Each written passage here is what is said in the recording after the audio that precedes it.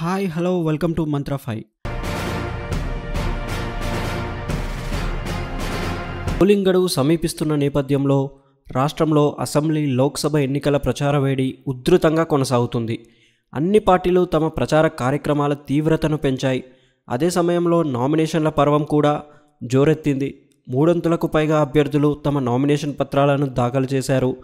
నామినేషన్లను దాఖలు చేయడానికి ఈ నెల 20వ తేదీ తుది గడువు.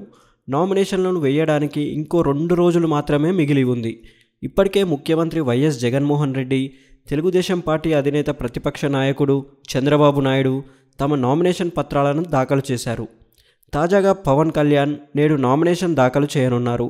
కాకినాడ జిల్లాలోని పిఠాపురం అసెంబ్లీ నియోజకవర్గం నుంచి ఆయన తెలుగుదేశం, జనసేన, భారతీయ జనతా పార్టీ కూటమి అభ్యర్థిగా బరిలో నిలిచిన విషయం తెలిసిందే.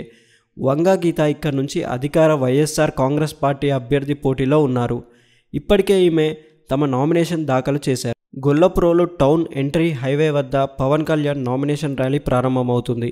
గొల్లప్రోలు ఎంఆర్ఓ కార్యాలయం, సూరీడు చెరువు, పిఠాపురం దూళ్ల సంత, church centre, Pithapuram bus stand, Uppada bus stand, ప్రభుత్వ ఆసుపత్రి, police station road, MPDO office మీదుగా పాదగయ క్షేత్రానికి చేరుకుంటుంది. అక్కడితో ర్యాలీ ముగుస్తుంది.